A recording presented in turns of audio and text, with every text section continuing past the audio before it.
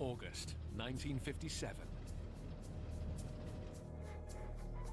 In the skies above Missouri, an Air Force plane is in trouble. Out of gas, pilot and crew bail out. What happens next would become the stuff of legend. The unpiloted plane should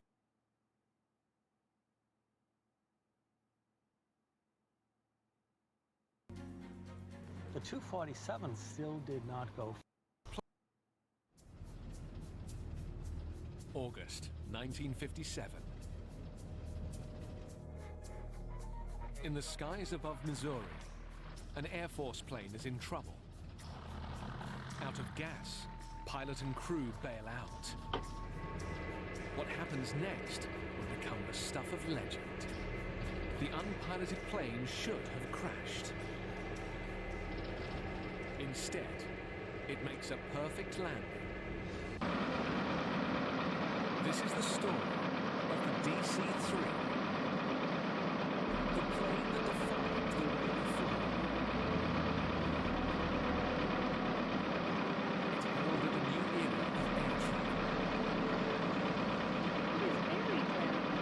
It's mostly celebrities and businessmen.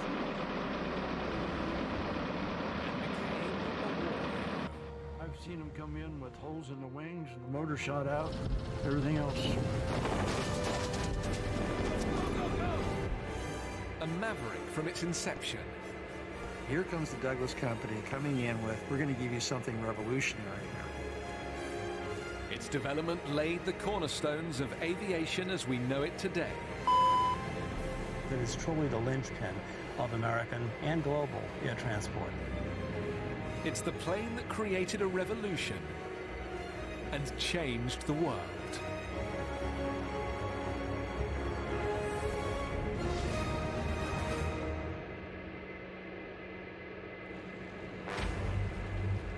June 5th, 1944. The night before D-Day. 13,000 US paratroopers board a fleet of C-47 planes bound for France. It's the biggest airborne operation in history. Among those aboard is 21-year-old Don Jakeway of the 82nd Airborne Division. We were sitting on the plane that we're going over. I was kind of sitting back and I'm thinking to myself, what am I doing here? They'll need to fly low over territory bristling with German anti-aircraft guns. But their planes have no weapons, nor even protective armor. Because the C-47 is actually a DC-3. Bank angle. A passenger plane, likely modified for the military. The odds of surviving their mission are horrendous. General Ridgway said you can expect 85% casualty rate. That means 85 out of 100 will not make it. But the paratroopers have faith that the big ugly plane they call the Goonie Bird will get them to their destination. One of the pilots that night is Julian Bud Rice. C-47 tended to flap their wings like a bird out there, you know. They had very large wingspan, and so they tended to bounce around a lot. They were very reliable. The fleet fly in close formation, according to plan, across the English Channel. But on reaching France, they run into trouble. We hit landfall. Suddenly, there was a land fog. Everyone in the formation disappeared from sight. It was total blackout. When Bud emerges from the fog, all hell breaks loose. I came on. I could see a lot of planes hit by flak, exploding in the air. Others that maybe collided, went down. This was 5 minutes of just sheer terror. The Allies are depending on the C-47s to make it through, deliver the paratroopers, and help liberate France from Hitler's clutches. It's a heavy burden for a military aircraft, let alone for a plane that began life as a regular passenger airliner. Just waiting for the last luggage below let's get underway in a few minutes. On behalf of the entire flight Its crew, story begins in 1932 with the arrival of a letter at the offices of airplane manufacturer, the Douglas Aircraft Company.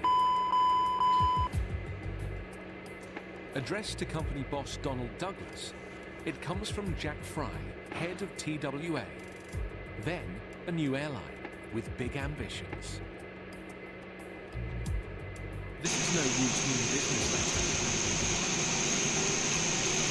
It would prove to be the birth certificate of a plane that would revolutionize air travel.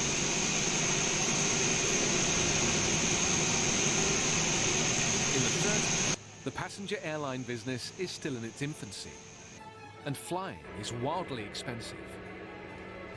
The cost of a ticket to California from New York was about $300. It still is. But in 1930, that could buy you a car. With the US in the midst of the Great Depression, flying is strictly for the super rich. But a flight aboard an early commercial airplane is far from luxurious. You see the advertisements and everyone's happy and smiling and eating well. But that was not the reality. They were noisy, drafty, uncomfortable, relatively slow. You had a lot of engine fumes and gas and waste under the cockpit. People did not feel very well necessarily after flying these. You were flying 5,000 feet above the surface, so you were in the very turbulent air. On a lovely, calm day, you had a very smooth ride. If not, you were bounced all over the sky. Worse, taking a flight in the early passenger planes could be downright dangerous. In 1931, disaster strikes. A TWA plane with 8 people on board crashes into a Kansas prairie. An airplane fell apart literally in the sky, killing all its passengers, one of whom was Knute Rockne, the legendary football coach of Notre Dame. It wasn't weather, it wasn't pilot error, that the darn thing had rotted out from inside.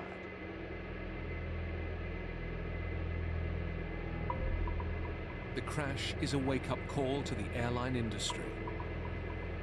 Before air travel could become profitable, it first had to become safe and affordable. Fear of flying, if the airplane was going to come apart in some way, or fares that they were so expensive that only the very wealthy could fly, those are the two things holding back the growth of aviation. Boeing is the first to respond with a new plane that would electrify the industry. The Boeing 247. The Boeing 247 is considered the world's first modern airliner. Boeing's new plane is 50% faster than the widely used Ford Trimotor, while using a fifth less horsepower. Incredibly efficient. Its monoplane design, with one set of low-lying cantilevered wings, minimizes drag. It is robustly made of aluminium alloy and is stable in flight, which makes for a more comfortable ride. All these were very important factors that made the 247 a revolutionary airplane. United Airlines promptly orders 59 247s, an order that would keep Boeing busy for 2 years. That leaves United with the best plane on the market and its rivals out in the cold. The Boeing company made it very clear to the airlines that you can have our 247 after United has all of theirs. One airline isn't prepared to wait. The boss of TWA issues his momentous Charlie challenge to the X-Ray Alpha aviation industry. 421, this is Victoria International Ground. You are cleared for taxi to the active runway 31. Among the Hold companies short that 31. responded to that was the Douglas Company of California, headed by Donald Douglas. Donald Douglas was one of the great names in aviation history. He'd been around since the very beginning. Douglas is a trained engineer and highly respected in the business. His word was his bond. He made countless deals selling airplanes on a handshake and paperwork to follow. Well, He was that we well are ready for respected. pushback. We are ready now. Douglas is renowned for building sturdy planes for the military. But TWA bosses don't just want a 247 clone. They Parking want brakes something released. bigger and better. The 247 Pushing still back did now. not You're go clear to far start enough. engine number 2. And that's where Douglas capitalized, using the 247 as an example of what could be done, but then going beyond. Designing a passenger plane to beat the game-changing Boeing 247 was going to be no easy feat. So Donald Douglas puts his best man on the job. His protege, engineer Arthur Raymond. Raymond is starting to a man with flying. Doug is using not only as a top flight engineer, also somebody to get the job done. Douglas gives Raymond just 7 days to come up with a design. The spec is ambitious. The new plane would need to be able to fly 25% further, 1,600 kilometers non-stop, and carry 12 passengers, 2 more than the 247. It's a big gamble. If Raymond gets the design right, it would transform the fortunes of the Douglas Aircraft Company. If he fails to deliver, the company faces bankruptcy.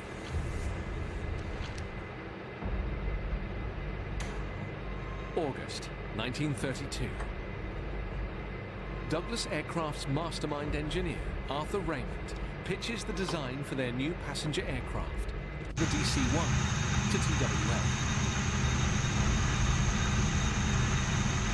They are taken aback by what they see.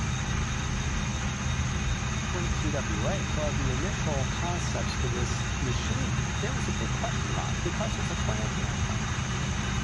The Boeing 247 had proved that 2 engines could work. But still reeling after the Kansas air crash, TWA had specifically demanded 3 engines, 2 to fly and 1 as a safety precaution. The aerodynamics was so poor for the aircraft of those days that if a twin-engine design lost power in one engine, it would simply descend, and you needed a third engine to give it any chance at all of remaining aloft. Here comes the Douglas Company coming in with, no, we're not going to give you what you thought we wanted. We're going to give you something revolutionary here. TWA's technical advisor is none other than Charles Lindbergh, who'd flown the first transatlantic flight 5 years earlier.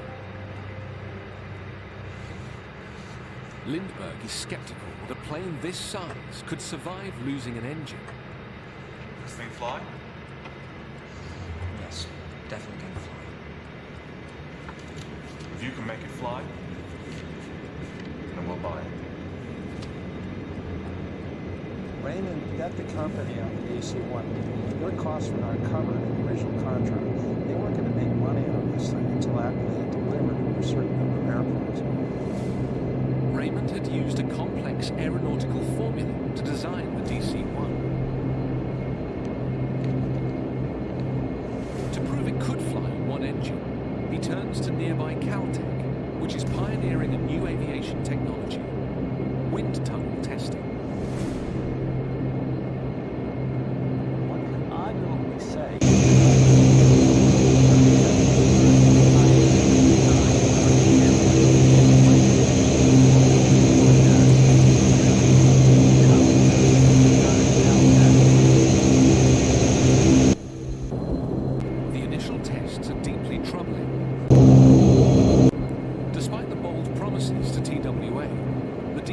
is fundamentally unstable and prone to turbulence, even with both engines working normally. It had to do pretty much with the center of gravity problem and how this wing and the fuselage fit together. Raymond doesn't give up the team conducts more than 200 tunnel tests before coming up with a solution. Like other aircraft of the time, the plane's wings are set at right angles to the fuselage. Raymond discovers oh sure, that now swinging it back the works. wings shifts the center of gravity, dramatically improving the plane's stability. The wing design proved so successful that really, if we take a look at a lot of subsequent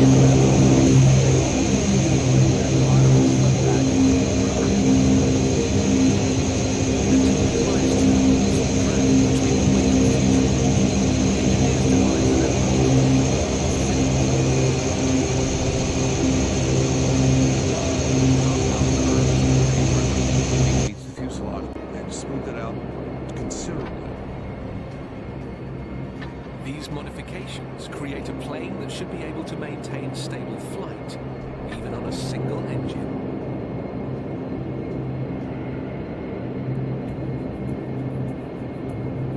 Wind tunnel testing has come a long way since the early days, to become a fundamental part of the aviation design process. The Airbus A380 went through 5,000 hours of wind tunnel tests, finessing everything from ice prevention to noise reduction. Back in the 30s, the Douglas team are grappling with the problem of how to slow down a large and powerful plane on landing. Their solution would become an integral feature of modern airplane design. Back then, you didn't really have runways. You had large fields. You can't ask the city to build a whole new airport for you just for your one airplane. So you try to make the airplane fit. So how do you slow it down, slow enough to have a comfortable landing, yet maintain the ability to go fast? And one of the solutions is flaps. Wing flaps, as pioneered by Douglas, are now used on all modern airliners. On approach and landing, lowering the flaps helps to bring the plane to a halt more quickly. And while lowered for takeoff, they dramatically increase a plane's lift, control lock meaning it can take off at slower speeds, using shorter runways. The DC-1 never went into production, but acts as a stepping stone to an even better version. In May 1934, Douglas reveals their new plane, the DC-2, a 14-seater. It's even faster and more powerful than its predecessor, and immediately sets the air industry alight.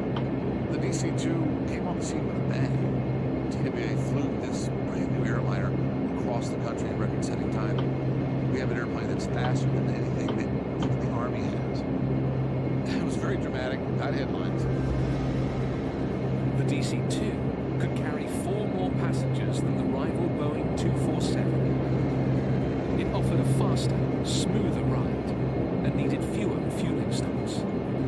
The plane is a hit, and Douglas production lines go into overdrive.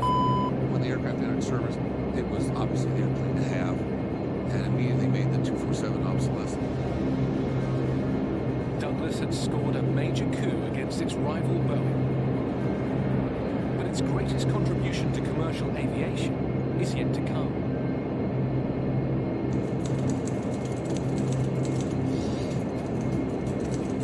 May 1935. Orders are pouring in for the Douglas Aircraft Company's new plane, the DC-2.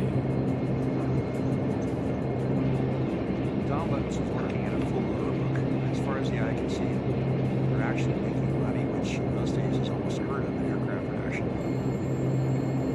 Then, Donald Douglas gets an unexpected call from the head of American Airlines. C.R. Smith wants the DC-2 for his fleet, but with a twist.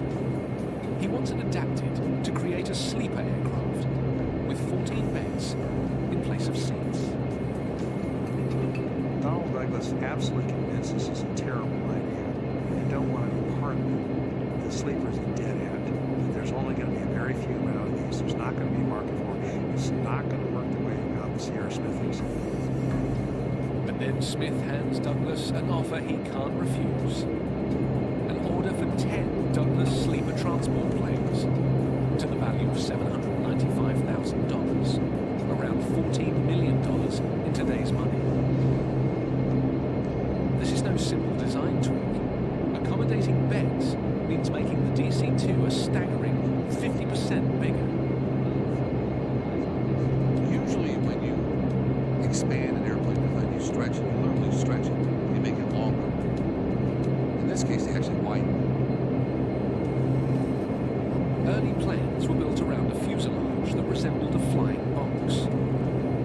And the inherent weakness of a square set tight limits on a plane's size.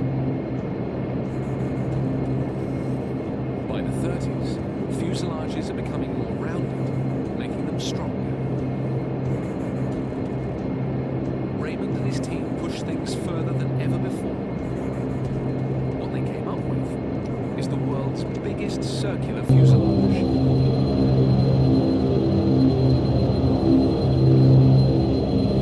A cylindrical shape is not only supremely aerodynamic, but also very strong, distributing forces evenly around the structure. The round fuselage shape enhances the strength of the aircraft. There are no room failure points on it, no hard corners, anything like that. It's just a remarkably strong design. Combined with a single-skin metal fuselage of the DC-1, which helps to support the structure, the new design would allow a big leap in size and weight. Douglas pulls it off again, creating the world's largest and most fuel-efficient